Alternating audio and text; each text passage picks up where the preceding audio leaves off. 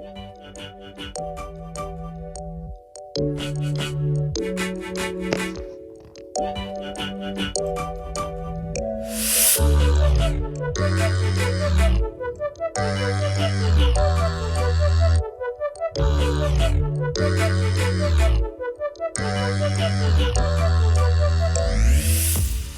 welcome to Technology Tap. I'm Professor JRod. On this episode, Security Plus Definitions Part 2. Let's get to it.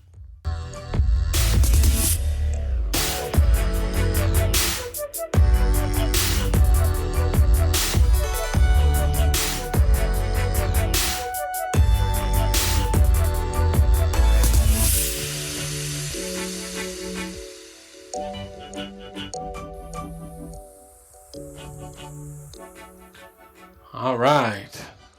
Before we start the Security Plus definitions, let's do a little housekeeping as always. Remember, this Thursday, July 21st at 9 p.m. Eastern Standard Time, I will be running another Zoom session Q&A on A+ questions. So we'll spend about 40 minutes rapid fire. I post A+ questions. You give me the answers. We break them down, right? I think last time I did like 12. So, if you want to join us, it's free.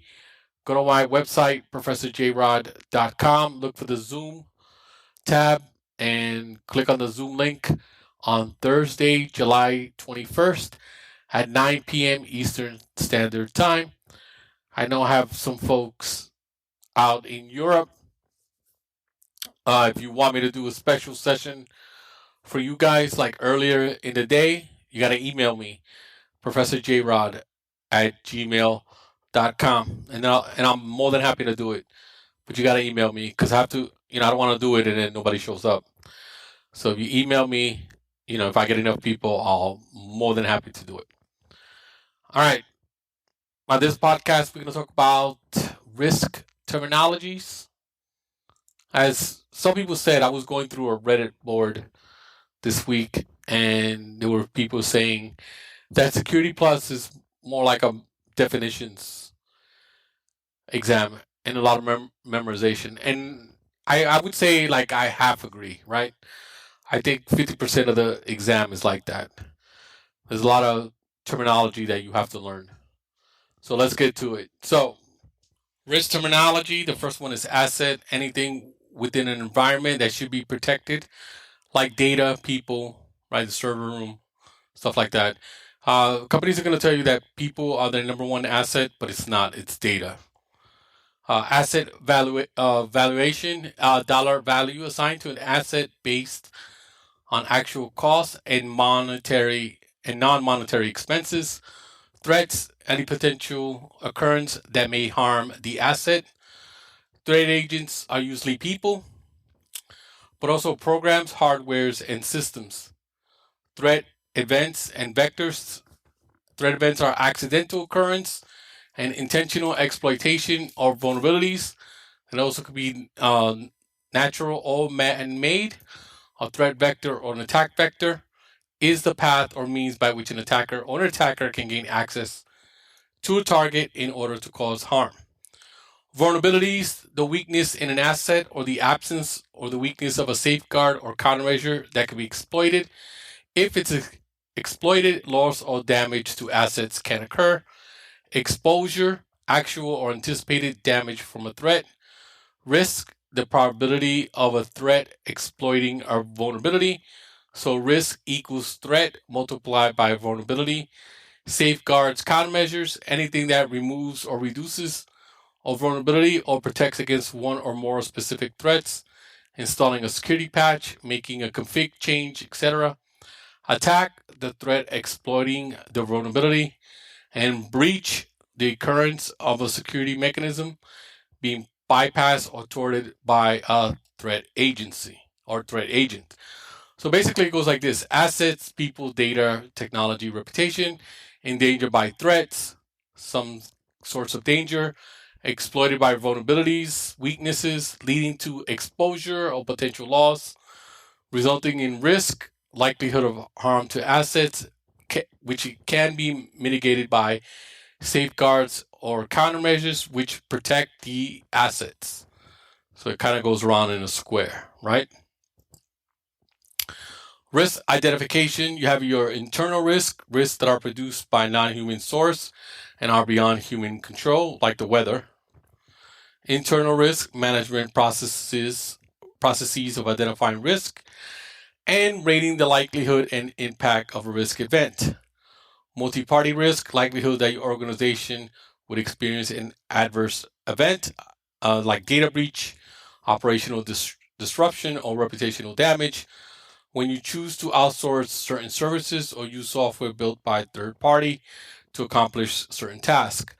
Legacy system is outdated computer software or hardware that is still in use, but its older technology won't allow it to interact with newer ones, and so you're still using it, which you really shouldn't. Intellectual property theft risk, when someone steals an idea, creative expression, or invention from individual or a company. Software compliance licensing risk, the process of ensuring that your company is only using software it is authorized to use. Don't be putting any downloadable stuff in your company's computers. You know, they risk a healthy fine if you're putting in software that's bootleg. All right, risk calculation. Likelihood is the probability a risk would occur. Impact is the magnitude of the risk if it does occur. Risk severity equals likelihood multiplied by impact. Risk assessment. You have quantitative risk assessments using numeric data and analysis, resulting in assessments that allow the very straightforward prioritization of risk. And qualitative risk assessment substitutes subjective judgments and categories for strict numerical analysis, allowing the assets of risk that are difficult to quantify. Quantitative risk assessments come into play when we have an ability to map a dollar amount to a specific risk. Asset value is the dollar value of an asset. The exposure factor is the percentage of loss that an organization would experience if a specific asset is compromised. And single loss expectancy, cost associated with a single realized risk against a specific asset. So an example of that will be the following. Oh, wait, I still have a couple more. Annual rate of occurrence, expected frequency for which a specific threat or risk would occur within a single year. And annual loss expectancy is the possible yearly cost of all instances of a realized threat against a specific asset. So the annual loss expectancy is equal to the single loss expectancy multiplied by the annual rate of occurrence, or the asset value multiplied by exposure factor multiplied by the annual rate of occurrence. Now, this gets tricky when you're taking the CompTIA exam. I'm going to show you two examples. Example one, server generates $10,000 per hour. The probability of the server failing during the year is estimated to be 25%. A failure will lead to 8 hours of downtime and cost $1,500 in components to correct. What is the annual loss expectancy? So the single loss expectancy is the $10,000 per hour per 8 hours plus the $1,500 in parts, which will give you $81,500. So it's estimated that it's going to happen 25%. So it's 81,500 multiply 25%, which gives you 20,375. Right? That's your answer. That's the ALE, annual loss expectancy. Now, example two is server generates $1 million a year. The exposure factor is 25%. The probability of the server failing during 2 years is estimated to be 15%. So what is the ALE? You first look the SLE, $1 million times 25%. That's the exposure factor. Gives you $250,000. Annual rate of occurrence is 15%. So it's 250,000 times 50%, which will give you 37,500. But that's not the answer, because it says the probability of the server failing during 2 years. So you got to divide it by 2. So your answer is 18,750. That's the way they'll phrase it in the exam. They won't give you a softball like example 1 that I gave you. They're more likely going to give you like I just gave you an example 2. So be on the lookout for that in the exam. When you have a qualitative risk assessment, so you kind of figure it like a two charts, right? Like columns and rows, right? One side is magnitude and the bottom side is probability. And then you have it on low, medium, and high. So something like guest user retains network access, the probability is low and the magnitude is low. But stolen unencrypted device via spear phishing, that's high. The magnitude is high and the probability is high, right? Because spear phishing is something that happens all the time. So that's 2 examples of qualitative risk assessment. And we have risk register and supply chain. A risk register is a comprehensive document listing known information about risk. It typically includes risk scores along with recommended security controls to reduce the risk scores. Supply chain assessments evaluates everything needed to produce and sell a product. It includes all the raw materials and processes required to create and distribute a finished product. Managing risk, you have your risk avoidance. Involves identifying a risk and making the decision to no longer engage in actions associated with that risk. I have Windows 7, that's a risk. I decide I'm going to upgrade to Windows 11, right? Risk avoidance. Risk transference, sharing some of the burden of the risk with somebody else, like insurance, right? When you're driving in the car, you're doing risk transference. Risk mitigation, accomplish anytime steps are taken to reduce risk, you install antivirus. Risk deterrence involves understanding something about the enemy and letting them know harm can come their way if they cause harm to you, if you threaten to sue them. And risk assessment, acceptance, often the choice you must make when the cost of implementing any of the other 4 choices exceeds the value of the harm that would occur if the risk came to fruition. So an example of risk acceptance is something like this. I like to give this example in my class. So you are somewhere where on the first floor you're paying $1,000 a month rent. But the landlord tells you that there's a little pond nearby, and when it rains really, really hard, you might get flooded. Now the most damage you're going to get is $3,000. If you don't want to deal with the hassle, you can move up to the 3rd floor and pay $3,000 a month. So you accept the risk because you're going to pay $12,000 a year as opposed to $36,000 a year. So you accept the risk, hoping that at the end of the year, any damages that you occur, it's not more than $36,000. Risk analysis. As you work to manage risk, you implement controls designed to mitigate those risks. There are a few key terms that you can use to describe different states of risk that you should know. The inherited risk facing an organization is the original level risk that exists before implementing any controls. The residue risk is the risk that remains after organizations implements controls designed to mitigate, avoid, and or transfer the inherent risk.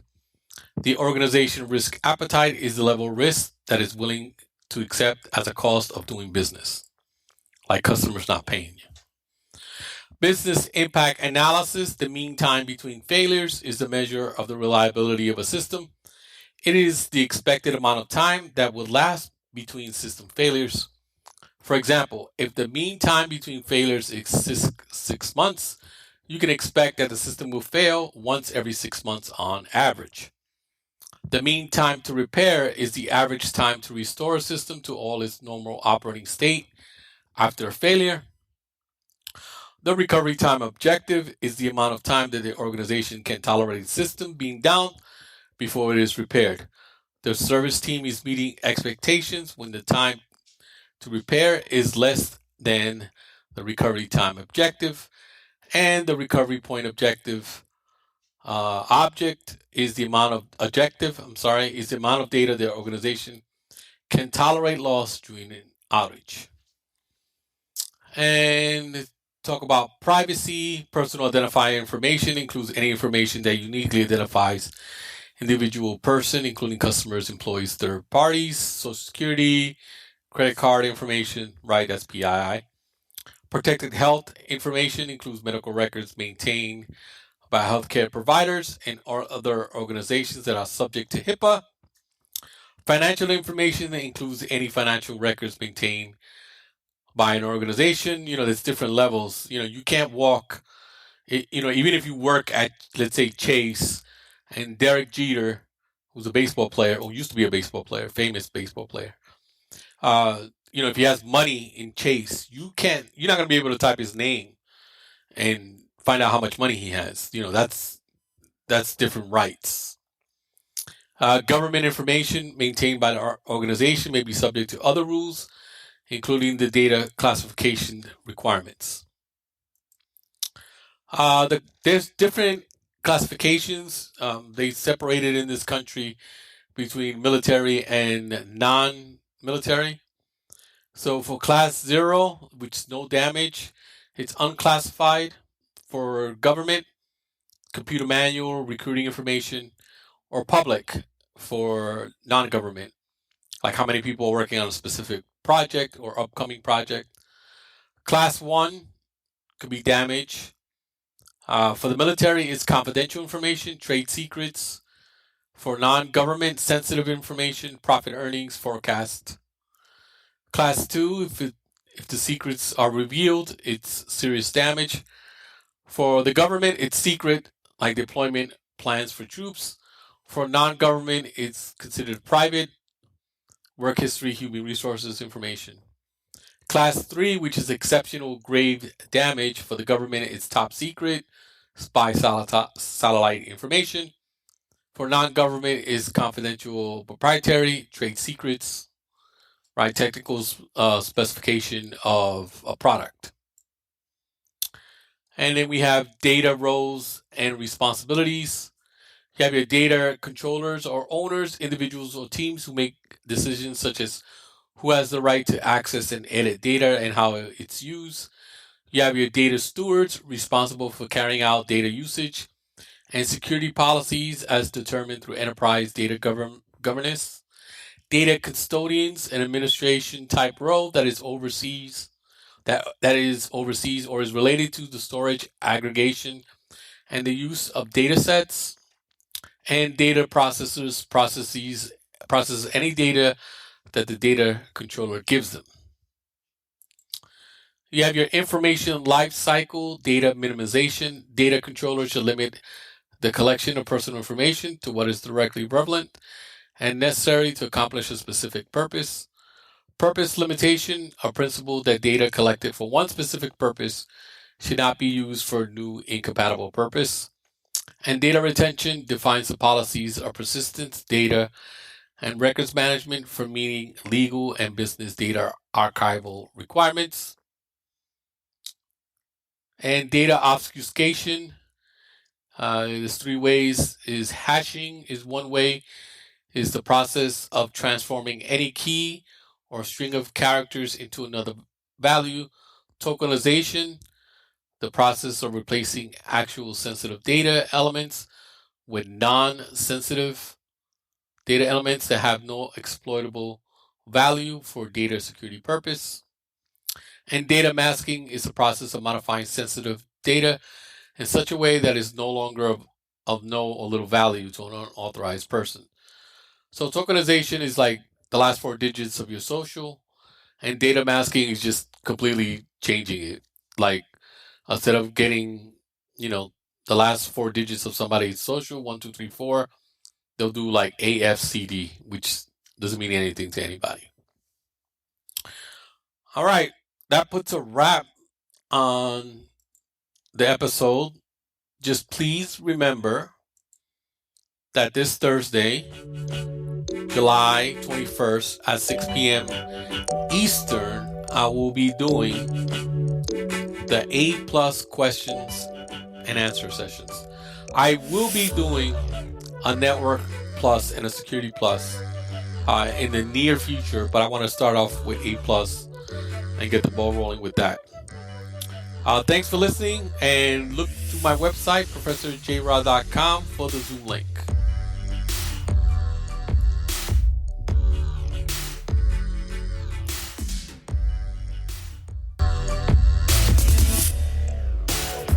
You can reach me at professorjrod@gmail.com.